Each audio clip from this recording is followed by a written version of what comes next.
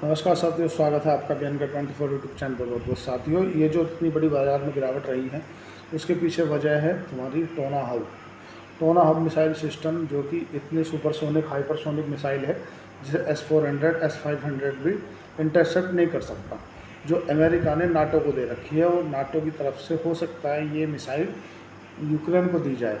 और इस खबर के बाद रूस की तरफ से एक बयान आता है, और रूस के जो पुतिन साहब है वो एक बयान देते हैं कि अगर ऐसा हुआ या गलती से भी आपने ऐसा किया तो हम अब नाटो के ऊपर भी हमला कर देंगे। तो ये युद्ध जल्दी समाप्त नहीं होने वाला।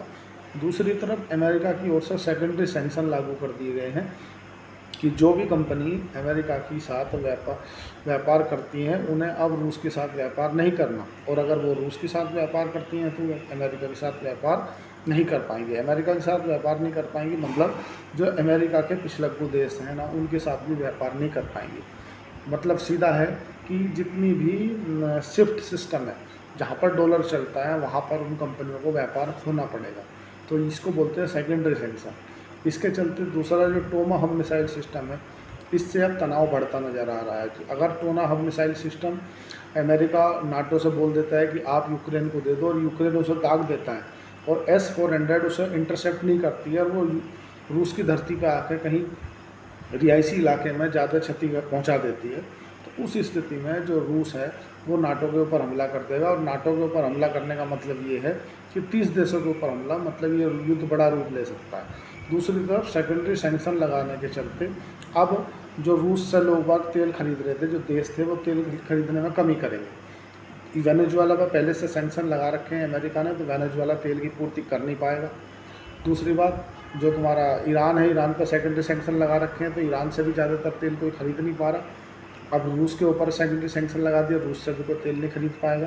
तो मतलब ये है कि जो डिमांड और सप्लाई है ना, ये मिसमैच हो जाएगी। डिमांड ज़्यादा बढ़ जाएगी और सप्लाई घट जाएगी। यही कारण है आपको क्रूड ऑयल में बहुत तेज़ी से आपको देखने के लिए मिल रहा। क्रूड ऑयल बहुत 4-5% रोज़ चढ़ रहा है। कारण ये है कि जो तनाव बढ़ रहा है ना, इस तनाव को लोगों को ये समझ में नहीं आ रहा है कि अब करा क्या जाए। देखो, ये सऊदी अरब है, सऊदी अरब अपना कैपेक्स बढ़ाएगा नहीं, मतलब जो ऑयल प्रोड्यूस करने की क्षमता है उसे बढ़ाएगा नहीं। और अगर प्रोडक्शन बढ़ा भी देता है ना सऊदी अरब, तो उसके बाद में भी वो उसकी पूर्ति नहीं कर पाएगा। अब भारत जैसे 90% जो क्रूड ऑयल है वो तेल खरीदता है। हम जैसे और जो देश हैं जो क्रूड ऑयल खरीदते हैं, उन्हें क्रूड ऑयल पर्याप्त मिलेगा नहीं, तो उन देश के अंदर क्या है, महंगाई बहुत चरम सीमा पर पहुँच जाएगी, इन्फ्लेशन पहुँच जाएगा, जिससे देशों की जो इकोनॉमी है वो कोलैप्स हो जाएंगी। जैसे आपने श्रीलंका में देखा, जैसा कि पहले भी ऐसा हो चुका है, जब मिडिल ईस्ट में युद्ध के जैसे हालात बने थे तो ये स्थिति बनी थी। अगर बात करें आज बाज़ार की, तो बाज़ार के अंदर जो गिरावट की सबसे बड़ी वजह रही, वो वजह यही रही, क्योंकि अगर आज FII-DII की बात करोगे तो विदेशी संस्थागत निवेशकों ने तुम्हारा 621 करोड़ रुपए की खरीदारी की है। वहीं DII की बात करोगे तो 173 करोड़ रुपए की खरीदारी की है। वहीं अगर बात करें बाज़ार के अंदर जो गिरावट है, उसके पीछे वजह ये है कि पिछले 6 दिनों से बाज़ार एक तरफा रैली दिखा रहा है। उस कारण थोड़ा बहुत करेक्शन आना तो स्वाभाविक था, जो कि बाज़ार में आया है 400-500 पॉइंट का। लेकिन बाज़ार अगर बात करें निफ्टी की, निफ्टी जब तक 25,500 के ऊपर है, जब तक पॉजिटिव ही है, इसलिए घबराने वाली बात है नहीं। वो जो लॉन्ग टाइम का ट्रेंड है वो पॉजिटिव है। अगर बात करोगे तुम लंदन के बाज़ार की, तो लंदन के बाज़ार भी तुम्हारा 11 पॉइंट ऊपर है, पेरिस के बाज़ार 17 पॉइंट ऊपर है, चाइना के जो बाज़ार है 97 पॉइंट ऊपर दिख रहे हैं। बात करोगे हांगकॉन्ग के बाज़ार की, तो हांगकॉन्ग के बाज़ार 192 पॉइंट ऊपर है। अगर जापान के बाज़ार की बात करोगे तो जापान के बाज़ार 658 पॉइंट ऊपर दिख रहे हैं अभी क्लोज टू क्लोज में। अगर बात करोगे डाउजोन, तो डाउजोन और नेस्डेक, डाउजोन 300 पॉइंट और नेस्डेक 260 पॉइंट ऊपर ही दिख रहा है। डॉलर इंडेक्स जो है वो 98.96 में बना हुआ, 99 के आसपास है। और बिटकॉइन की अगर बात करोगे तो बिटकॉइन जो है 1,10,100 रुपये में अभी वर्तमान में कारोबार कर रहा है। अगर बात करोगे तुम कि जर्मनी के बाज़ार कैसे हैं, तो जर्मनी के बाज़ार में 20 पॉइंटों की तेज़ी देखने के लिए मिल रही है। और अगर बात करें हम भारत की, तो भारत में तो चौतरफा बिकवाली ही देखने के लिए मिली, जिसमें क्या तुम्हारा निफ्टी तुम्हारा 96 पॉइंट गिर के और 25,796 पे क्लोज टू क्लोज बंद हुआ। सेंसेक्स की बात करोगे तो सेंसेक्स भी तुम्हारा कम नहीं था गिरने में, और 344 पॉइंट साफ हो गया, 84,211 पे क्लोज टू क्लोज बंद हुआ। बैंक निफ्टी 378 पॉइंट गिर गया। बैंक निफ्टी ने लाइफ हाई भी पहले ही बनाया था, और लाइफ लो भी, मतलब अभी जो गिरावट में भी निफ्टी हाई, बैंक निफ्टी भी आगे ही रहा। अगर बात करोगे तुम निफ्टी मिड कैप की, तो निफ्टी मिड कैप 140 पॉइंट टूट गया। निफ्टी अगर पीएसयू बैंकों की बात करोगे तो 73 पॉइंट निफ्टी पीएसयू बैंक पे टूट गया। निफ्टी आईटी में भी गिरावट देखने का जैसा माहौल मिला, 92 पॉइंट निफ्टी आईटी टूट गया। ऐसा कोई सा इंडेक्सिस नहीं था जिस इंडाइसिस में ऐसा लगे कि हाँ थोड़ा सा मूवमेंट अभी पॉजिटिव का है। सोने की बात करोगे तो सोना 1,23,000 कारोबार कर रहा है, और चांदी में फिर से थोड़ी सी बिकवाली देखने के लिए मिली है, और 1,47,000 पे चांदी आ गई है। निफ्टी ऑटो की बात करोगे साथियों, तो निफ्टी ऑटो में 110 पॉइंटों की गिरावट देखने के लिए मिली। सबसे ज़्यादा इंडेक्स में अगर बात करोगे कौन सा इंडेक्स गिरा, तो Nifty FMCG fast mover consumer goods जो है वो गिरा, और उसकी गिरावट की जो बड़ी वजह रही वो रही नतीजे, कोलगेट और एचयूएल के जो नतीजे आए हैं वो बेहद ख़राब आए हैं। उसी कारण से निफ्टी तुम्हारा एफएमसीजी का पूरा मूड माहौल ख़राब कर दिया। निफ्टी फार्मा भी 123 पॉइंट टूट गया। अगर बात करें पीयूष गोयल की, तो पीयूष गोयल जी ने बोला है कि भाई अब जो है हम बंदूक की नोक पर आपसे ट्रेड नहीं करेंगे किसी भी कीमत पर। सिगाची इंडस्ट्री के जो नतीजे आए हैं बेहद ख़राब आए हैं।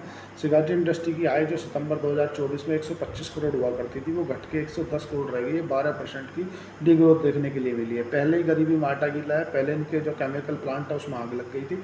इबिटा की बात करोगे तो इनका इबिटा जो 17 करोड़ का हुआ करता था वो घट के 7 करोड़ 52 लाख पे पहुँच गया, मतलब 56% की डी ग्रोथ देखने के लिए मिल रही है। अगर नेट प्रॉफिट की बात करोगे तो नेट प्रॉफिट इनका 21 करोड़ हुआ करता था सितंबर 2024 में, लेकिन अब घट के रह गया है 10 करोड़, मतलब 56% के आसपास की इनकी डी ग्रोथ दिखी है उसमें नेट प्रॉफिट में। अगर बात करोगे ईपीएस अर्निंग पर शेयर, तो इनका 0.65 हुआ करता था जो घट कर रह गया है 0.28%। एक तो कड़वा ऊपर से नींद पर चढ़ गया, पहले ही इनके प्लांट में आग लगी थी, दूसरा नतीजे इतने ख़राब आ गए। इसलिए मैं बोलता हूँ कोई भी स्टॉक खरीदने बेचने के पहले अपने वित्तीय सलाहकार से सलाह ले लें। अगर मार्जिन की बात करोगे साथियों, तो सिगाची इंडस्ट्री के 14% के मार्जिन हुआ करते थे जो घट कर रह गए हैं अब 7%। अगर बात करें इंटरेस्ट की, तो इन्होंने सितंबर 2024 में 2 करोड़ का इंटरेस्ट दिया था जो घटते 3 करोड़ का इंटरेस्ट दिया, मतलब इंटरेस्ट ज़्यादा दिया सितंबर 2024 में। अगर इनके ऊपर लोन की बात करें तो 142 करोड़ का लोन था, अब बढ़ के 145 करोड़ का लोन हो गया। प्रमोटर की अगर बात करोगे, प्रमोटर की टोटल होल्डिंग है ना 48% से घटाते 40% के आसपास आ गई है। मतलब प्रमोटर अपनी होल्डिंग बेच रहा है, किसको बेच रहा है? पब्लिक को बेच रहा है। पब्लिक के पास में जो 48% होल्डिंग हुआ करती थी अब वो बढ़ के हो गई है 56%, मतलब प्रमोटर अपना हिस्सा बेच रहा है पब्लिक को, और पब्लिक जो है खरीदे जा रही है। नंबर ऑफ शेयर होल्डर में जो लगभग 17,000 के आसपास होया करते थे वो अब बढ़ के 2 लाख कुछ नंबर ऑफ शेयर होल्डर हो गए हैं। और जितनी अभी 40% प्रमोटर के पास होल्डिंग है ना, उस 40% में भी 39% हिस्सा प्रमोटर ने अपना गिरवी रख रखा है। गिरवी का मतलब ये है अगर मेरे पास में 100 रुपये की वैल्यू है तो 39 रुपया मैंने आपसे गिरवी अपना हिस्सा रख के उसका पैसा उठा रखा है। इसका मतलब है कि प्रमोटर ने अपनी होल्डिंग है उसे प्लेज कर रखा है, जो कि कंपनी में नेगेटिव साइन होता है। दूसरी नेगेटिव बात करेंगे जो वर्किंग कैपिटल डेज होता है, मतलब अपने पैसे को सिगाची इंडस्ट्री कितने दिन में घुमा पा रही है।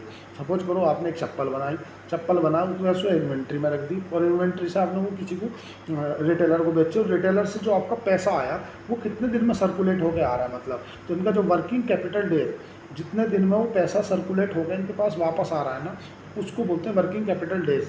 तो इनका पहले 63 दिन हुआ करता था जो बढ़ के हो गया 103 दिन, क्योंकि जब इनके केमिकल प्लांट में आग लगी उसके बाद लोगों का जो कंपनी है उन पर ट्रस्ट भी थोड़ा सा कम हो गया। जो पैसा दिनों अटका हुआ था वो अटक ही गया। पहले इनके अच्छे से जो जांच होनी है, जो इनकी एफडीए की तरफ से एक बार पूरे विस्तार से जांच हो जाए कि सही साठ है क्या नहीं, उसके बाद ही पैसा देंगे।